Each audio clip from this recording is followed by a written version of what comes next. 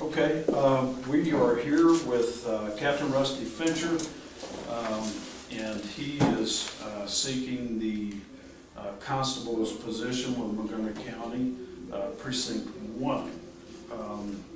And I'm John Wirtz. With me is Ken Vaughn and Dale Fessenden. So with that, I'll turn it over to Rusty. Thank you. A little bit of my background is I'm 56 years old. I'm married. I've got 3 children, grown. My wife of 30 years named Janet. When I first started in law enforcement, I was at the ripe old age of 19.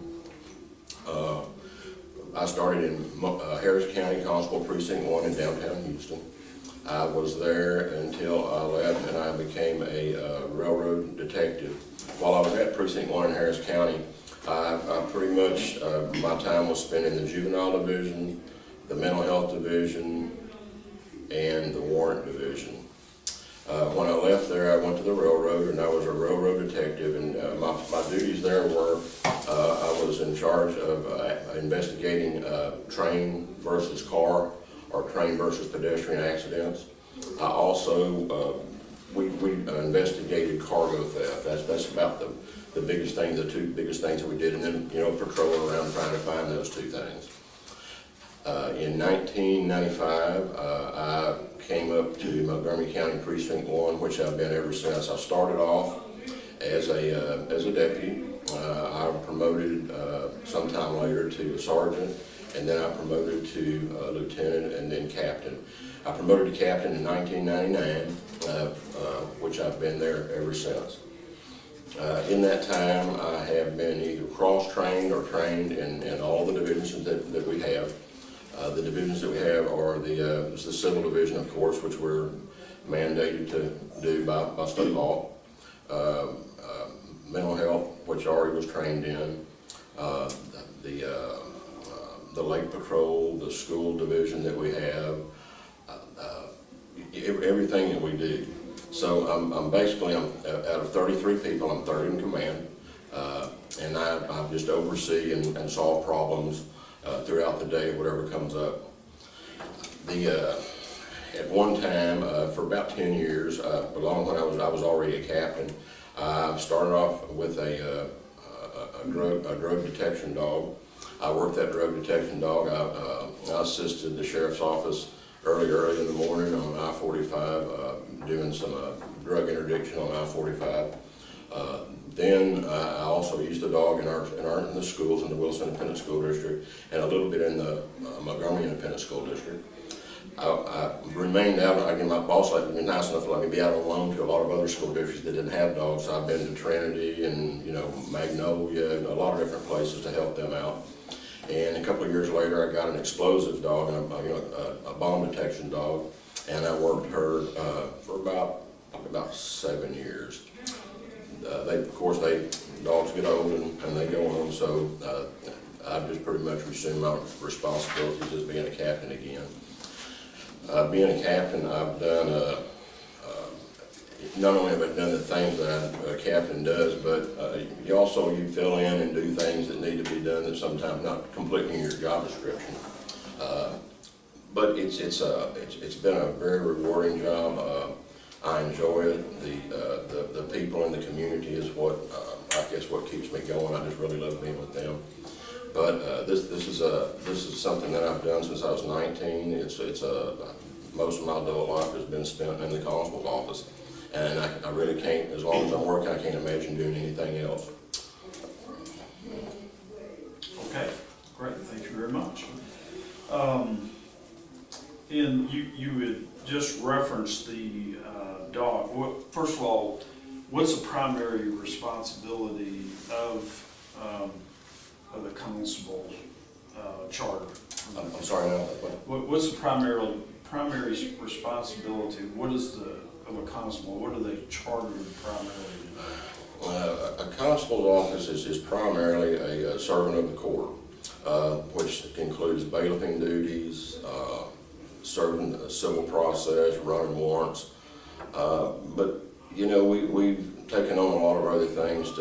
I believe that any regulated law enforcement agency in any area, I think that they have to look at what the community wants and what the community needs, and try to fulfill that need, because we are public servants, and that's what we should, you know, that's what we should stick to.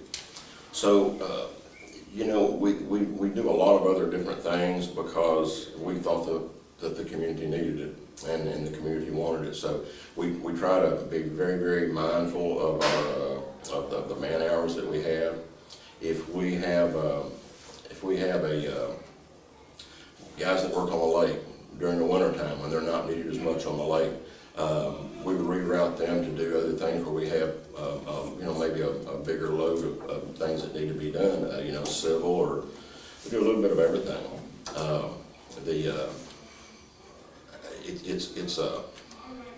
I think that the constable's office is more like a frontline law enforcement agency to the community. I think that people feel sometimes a little bit more confident, or maybe it's a little bit easier for them to come and talk to us than it might be to go to, you know, a bigger agency, a sheriff department. So, you know, we try to fulfill that need and fill in that gap. But the primary responsibilities are, you know, is the civil stuff and the bailiffing in the courts and running warrants. So we try to do that to the best of our ability. Okay, and so my question was, I'll come back to that. I was kind of setting up a question, but yeah. Okay. What's your position on the new open carry law and more broadly constitutional carry? Second part of the question, I'm sorry? Constitutional carry, where the Constitution says your rights should not be infringed and that you should be able to carry without any license. Right.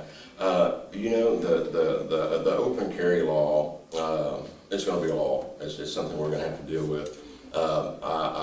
The concealed carry, I think was a good idea. The open carry, I think it's a good idea too. I think that, you know, if you're going down the street and you're looking to break into a house and they all have burglar bars except one, the one that they're going to break into is going to be without burglar bars. So I think it's going to be a deterrent against some crime. I can see where if it's open like that, especially at first, it's going to take some getting used to, because there are going to be people say, the guy's got a gun, and it's going to make them a little bit nervous, but it's a law. We have to deal with it and go on. The constitutional carry, I believe that, you know, the Second Amendment is very, very clear. It says exactly, it means exactly what it says. The right to keep and bear arms. I mean, that's easy. I believe that from day one, and I still do. So you believe people should be allowed to carry guns even without a license? I believe so. It says in the Constitution. Right. Okay, Captain Fincher, one of the things that has been a recurring topic that has come up with the various candidates, not just in Precinct 1, but across the constable's precincts, is the role of the constable's office in what is usually referred to as community patrol. That's obviously not the primary charter of the constable's office, yet it seems to be one that all constable's offices are involved in, and that seems to overlap to some degree with the sheriff's office, their responsibility. So would you discuss that overlap, your view of community patrol, how it should be done, whether it's being done in the proper way in Precinct 1 and so forth? In Precinct 1, the way we got the position that we've always taken, and it's a very good position, is if our guys are going to be out on the street and they have a marked car and they're patrolling, it's got to deter crime.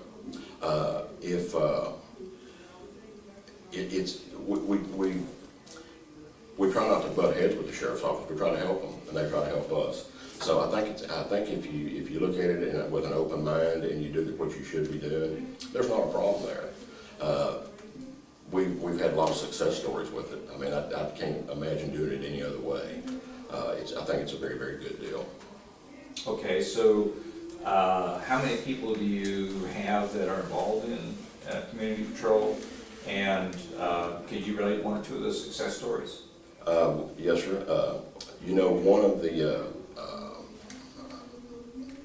they're all patrolling all the time, even if it's not a marked car. We have very few that are unmarked. A couple of the supervisors are unmarked, and mental health deputies' cars are not marked by law. They can't be marked when they go pick them up, unless it's just a drastic emergency. So we've tried to mark up all of our cars just for that, that presence to be seen in case there's a criminal element hanging around. They let somebody around.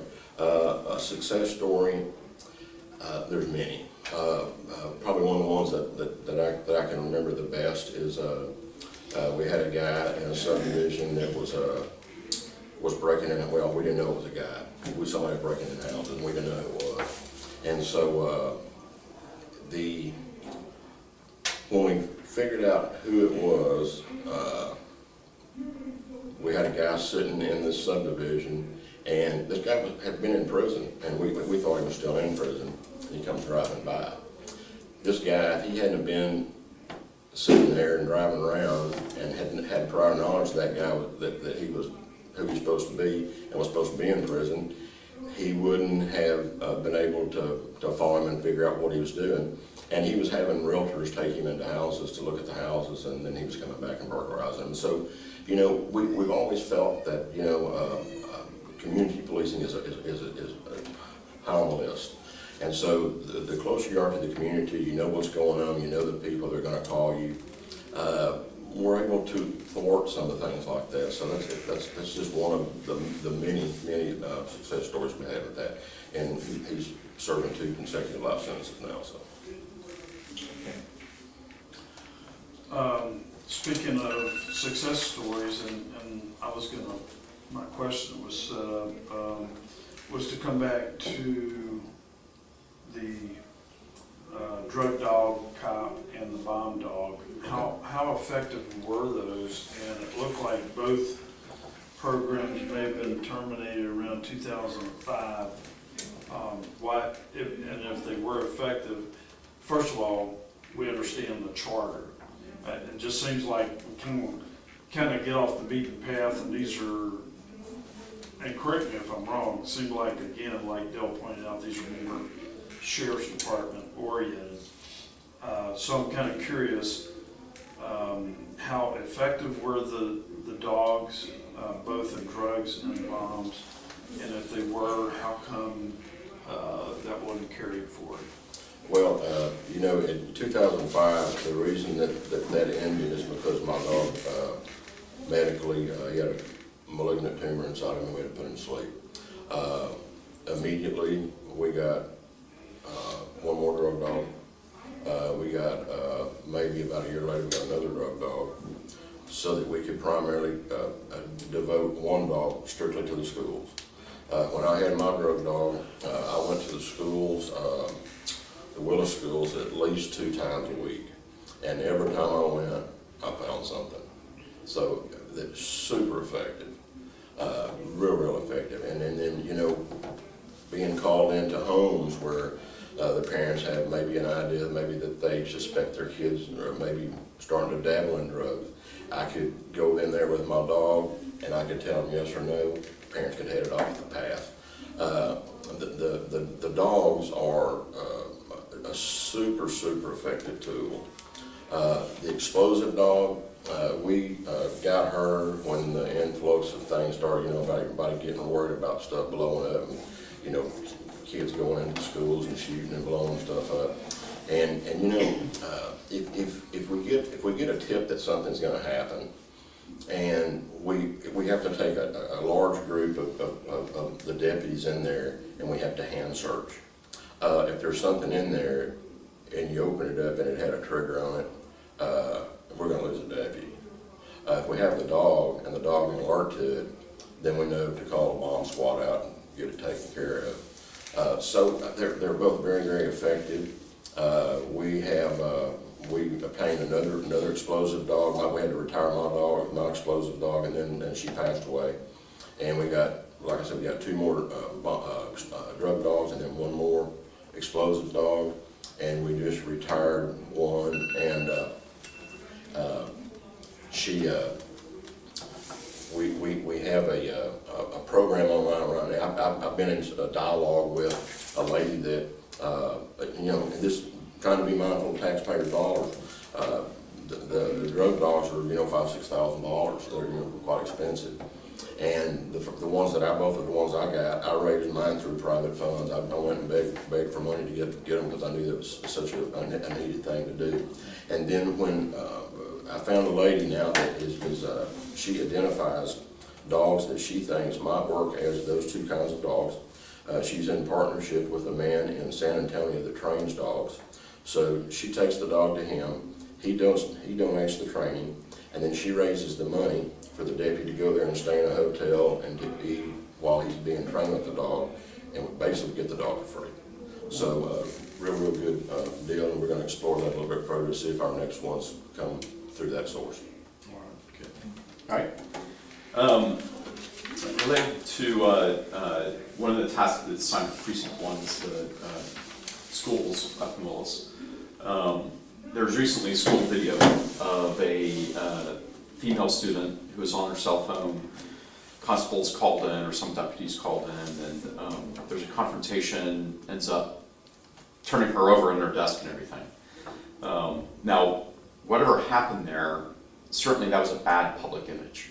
So what do you have as far as comments to say about how that whole process went down and how that public image could have been improved? That was in our precinct? No, this was some national issue. Oh, okay, and tell me kind of what happened again. There was some question about the build-up. I'm not sure exactly what happened. It may have been just disturbing the class, that she was talking on her cell phone, class of 30 people, and the officer who's stationed there in the school comes in, asks her to get off the phone. She doesn't. So he tries to physically pick her up, it looks like. But it's one of these all-in-one piece desks. So when he tries to pick her up, she locks into the desk, and the whole desk flips over, and she falls on the ground and stuff. So it looks very bad. Right. Anything that happens like that, it depends on the training that the officer's got that's in there. If she's talking on, if all she's been talking on the phone, I can't imagine why the officer would have to be called in and take the phone. It looks like the teacher in the classroom would have to take the phone. That seems like the way it should be. But since you said it happened that way, officers should have taken the phone. There shouldn't have been no physical anything to it. Take the phone and call the parents, and you're not getting the phone back. Most schools don't allow phones in the schools anyway. So that's probably a bad judgment thing. It really was. The guys that we have in our office, we have such a fantastic group of guys. It's when you have guys like that and they're capable of making good decisions, it makes my life so easy. It really does. And still, you're not going to please everybody all the time. And when I'm called with a complaint, I don't take one side. I tell the people, look, most of the time they just want to vent. I call them and I say, look, I got to hear the officer's side, and then usually it's usually one way or the other you can figure it out real quick what's going on. But something like that where violence is resorted to for something that doesn't need to be, violence, or just an overzealous policeman that just took a little bit, maybe had a bad day, I don't know. Maybe there's something happened before that, and that was in conjunction with the phone. Don't know. But that's where it happened. It doesn't sound like it should have been right. All right. Okay, question number one, you talked about the reasons you're running for office. Continue the strong work begun under my predecessor, continue sworn oath to protect and serve the residents. Yes. Sounds like, and that's consistent with the tone throughout your answers, sounds like you don't see the need for a lot of changes, a lot of improvements. You think that everything is fine just as it is. If so, then what would you do if all of a sudden the county commissioners decided, oh, well, we've got an extra $250,000 to add to your budget? What would you do with it? What would I do with the $12 million? The extra $250,000. If there's no need for improvement. Well, and no need for improvement right now. You can always improve. Who are we kidding? You can always improve. The way that our officers run is run in a very fair, effective manner. The boss that I've worked for the last 30 some odd years, he's very fair. He's very He thinks about things before he does them. We sit down and we talk about things before we do them. I've been able to learn many things through him. He's been my mentor as well as my friend. He has taught me the right way. I've seen a lot of things done in some other places the wrong way. I'll continue to use the tools that he's given me, not only as a person but as a police officer, to continue to do a good job where we do it. Now, where we're going to have to start making, one of the things that's really going to tell how much changes we have to make is the way our world changes, the way our county grows, what we're given to work with, the new responsibilities that we take on. There'll be changes. I assure you there'll be changes. Just right now, I don't see a great deal of changes that need to be made right off the bat. We've got good people in all the divisions, supervisors that make fantastic decisions. They come and we can sit down and talk about decisions they're going to make before they make some of them. Some of them they have to make fast and they don't have time to come sit down. But, you know, our office, we have 33 guys, and usually we very seldom have an opening. I mean, people, they get there, they like working there, we all work together. Sometimes we have to work harder than others. And you know, it's a fantastic place to be. It's real good, and I enjoy the community. I care what happens about my community. I care about what happens a great deal to our country. Our country's a little bit upside down right now, and it needs to be turned back the other way. It's going to be painful to get it there. But you know, I read a thing the other day that said there's a guy that's talking about the way we've always lived and the way that we're changing is that, you know, there's four alerts. A red alert, we're fighting. An orange alert, we're getting ready to fight. A yellow alert, we're paying attention to what's going on around us. And a white alert, we've got headphones in our ears walking through the mall. And it's time that we as Americans be more on the yellow alert, pay attention to what's going on around us, not just because of outside influences outside of our country. Crooks. I mean, as long as you're looking, walking and looking, and you're paying attention to what's going on, you're less likely to be attacked. I mean, it's just a simple fact. So, I want to continue on. So you give the $250,000 back to the commissioners? Okay. And I'll tell you this right now, I'm a policeman. I've never made a lot of money. I've stretched every dollar that I've ever made. My wife's very good at it. And you know, if there's something that we don't have to spend and we have a surplus, we have a surplus, and that's fantastic. Okay, good deal. John? You kind of a follow on to Dale's question, and also you had alluded to the efficiency in the office. It's been kind of coming back to us through a variety of interviews that there's a significant amount of warrants that are haven't been processed or served. Can you touch on that? Sure. When I was in Harris County in the warrant division, there were about 10 deputies in the warrant division. We had 150,000 warrants. You know, with the amount of the personnel that you're given, the warrants are going to build up. Now, I heard that it was reported that there were 18,000 warrants. There's not. There's only 8. Out of that 8, half of those are going to be out of county. So now we're at 4. Out of that 4, probably half of those are going to be bad addresses already, because these people, a lot of times they get tickets, they move around, you know, quite frequently. So really, we've got probably about 4,000 we could run. 2,000 might be able to pick up. The deputy that we have that is the bailiff, when he is not performing his bailiffing duties, he goes out and tries to find these warrants. If we have people that are not doing anything in a day or have very little to do, we give them a handful of warrants, they go run those. It's a thing that's not you're never ever going to be able to keep up with it 100%. It's just the way it is. There's a lot more written than you'll have personnel. I would love to have a warrant division be able to go out and take care of all those warrants. It's impossible. A lot of them get picked up when they get stopped for another traffic offense, and they run their name. It's a never-ending battle. but we choose that battle. So you're saying that there's roughly, I believe so there's, there's you think there's I just 4,000 got- out of the county? I got some figures yesterday that said there was 8,000 runnable warrants that we don't know if they're bad addresses or not, but that probably half of those were out of county. So we're not gonna, we don't have a manpower to run the warrants in the county, which we really don't have the manpower to run them out of the county. Why have they ended up in, I guess, in Judge Mack's court if they're out of county?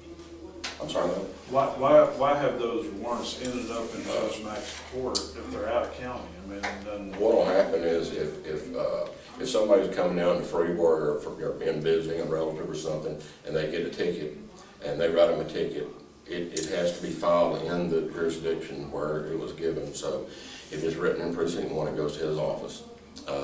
I've looked through many times. There's, Oklahoma, Louisiana, I mean, just all over the place, different counties in Texas where these people live, and but they all get filed there. Because that's where the offense occurred. Right, and so some of these warrants are put on different clearinghouses, and they're able to pick them up. But here's the thing about it: if you put them in one of those clearinghouses and they catch them in Oklahoma, you have to be willing to tell that clearinghouse that you'll be there in at least 24 hours to get them. We don't have manpower. We don't have a lot of gasoline money up there and back for 1 month. We can't do it. So sometimes they're found and they're either incarcerated and they do time served to get rid of the fine, or they may pay so they don't have to go to jail, and then we'll get a little bit of money back from that. But we have been something. Usually we have about 2 warrant runs a year where we bring all of our guys in one night and we send out teams and give them a handful of warrants. We get them all together, the ones that are in one area, and they go out and we start picking them up, and we give the people a chance to, once we bring them into the courthouse, to call somebody to bring them the money, pay the fine, we let them go. And we're usually pretty successful at that, but even at that, we're really just canvassing an area. We still don't get 100% of even the ones that we run back. A lot of bad addresses. That's, just get out there and somebody, they lived there a year ago. I mean, so you just don't ever know. It could have been they didn't change your driver's license, and it's just kind of a losing battle from the start. But we do all that we can to get those revenues picked up for the county, and we do our best. What happens to out-of-states and the bad addresses? They just stay on the record indefinitely? They stay on file in the judge's office. I don't think they're ever gotten rid of that I know of. I'm not real familiar with the internal workings of the judge's office, but we've had some that we picked up that were quite old. We had so many warrants in Harris County that we started just kind of looking and see who had hot check warrants they had 500 of them. And we really go look for those to try to get all those fines back in there. But it's I wish we had more people to do it with, but then that costs taxpayers more money, taxes go up. Exactly. And you said you're interested in a warrants division. You'd love to have a warrants. Okay. What's blocking you from having a warrants division? Manpower. You can ask for. This last budget cycle, we didn't ask for anything new. We kept it status quo from last year because we didn't figure we'd get anything. People taxes had gone up, and didn't get a whole lot. So we just said, look, if it'll help, we'll just stay the same and do what we got. And when we have something, and what really it amazes me about our guys is if we have something that some kind of a charitable event or something, they're so good to volunteer their time. It's amazing. It's a real good group of guys. Sometimes they can, like at the fairground, we do the fair of the outside, directing up all the traffic and parking the cars for the last 25 years at the livestock show and rodeo. That's just what we've always done. And they're always real good at pitching. But it's we try to save every dollar that we can. I mean, it's rough. If gas prices go down, we're able to, kind of make ends meet. If gas prices go up, we have to take from another place to put it in there just to cover the gas prices. The boats on the lake, we got 3 big boats that we run all the time. And a boat is a losing proposition. Motor goes out, it's $15,000 to $20,000. And but lake safety is so important. I mean, there's so many things that can go wrong on that lake. People come from out of town. They don't know how to drive a boat. They don't know about lake safety rules, and they come up here and rent a boat, and then these later there's tragedy. So our guys are out there, and not only are they just patrolling around, they're stopping boats, they're checking for safety equipment, they're making sure kids got their life jackets on, a variety of things just to try to keep them safer on the lake. That lake, we have to have those guys out there. I mean, there would be so many deaths on that lake every year that it would be staggering. And our guys have really been able to cut down on the number of fatalities on that lake just by what we do. But that's an expensive proposition there. Some of our deputies have car allowances that they have their own car and they buy their own gas. Some of them are county cars that we have to buy gas for. And then you think about stuff breaking down. I mean, it's a lot of different things to just kind of manage to get it all smooth out at the end. And sometimes we think we're going to have a little bit left over, and then we don't. So it's just you just don't even know. You don't even know. Yeah, we've got about 5 minutes left. Who's up next? Because we kind of did some notes for Okay. Well, actually, it's a logical follow-on to the comments that you just made, because we've heard about the thing about the county providing cars, whereas I guess in the old days, individual officers deputies provided their own cars. How do you think that's working? Which way do you prefer? What are the pros and cons of each? Well, I've always had a car allowance and had to buy my own car. If I recently just blew up a motor in my Suburban. That cost me a lot of money and didn't cost the county anything. So I think sometimes it's a little bit more cost-effective taxpayer dollar-wise is if they have their own, they have to keep up their own thing. The school district provides the cars for the school deputies. The mental health cars, those guys, those are county cars. And there's a couple of other ones, but most of the guys have had car allowances, and it can be a good thing or it can be a bad thing. If you don't have to drive a lot of miles in 6 days, you might make a little bit more, but then you might have to drive way too many next week, so they're going to get it back. So it's kind of usually it's a wash. If it doesn't, you don't make any money off of it usually. So and it got me good this year. So the county got a good deal this year on that. Okay. Well, I should think that if the deputy has to provide their own car, that there would be an opportunity to cut back on maintenance. It would not get quite as good a maintenance as if it's every night in the county shop. We look at the cars every once in a while, even when the guys have their own car. We look, the tires, and things like that, just to make sure that they, kind of up to date on the safety thing. We're constantly checking on safety inspections and all that too. But the guys are real good about keeping the cars up, because they know that if they don't keep them up, they're going to have to buy another. It's going to cost them money. I think that, and I haven't really, seen any of our guys do it, but I see, down towards Houston Police Department, hot outside, sit there and let the car run. That's not their gas. My guys that are buying their own gas, they're not letting the car run. So I think it gives you a little bit more. I don't know. It's just I think they take care of it a little bit better myself when they're their own. So. Okay. Thank you, John. Just to switch gears just a tad, what's the structure of the party? You said there's 33 people. You're third in command. How big is the upper level structure of lieutenants and sergeants?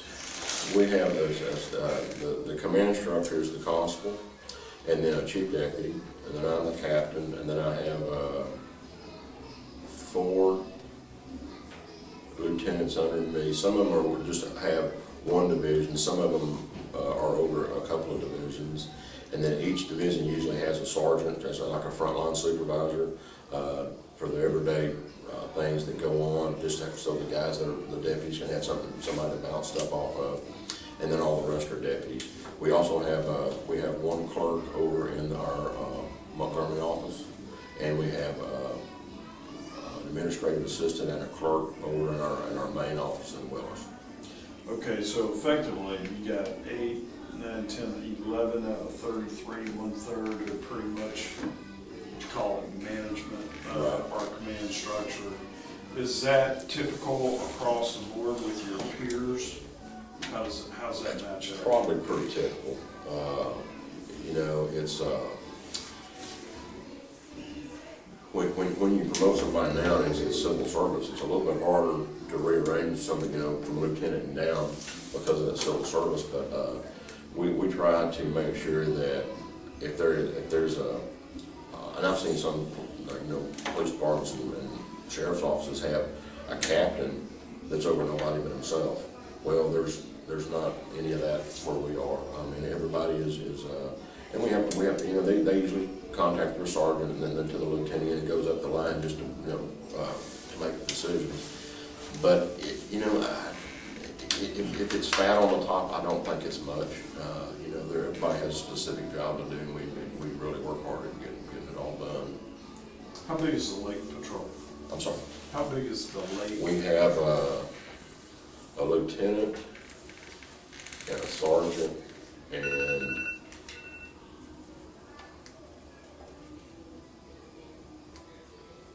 3 deputies. And even though they're there's a lieutenant and a sergeant, they're more of the command staff, they're actually out working their hours on the boat also, so we get a little bit more coverage, more hours.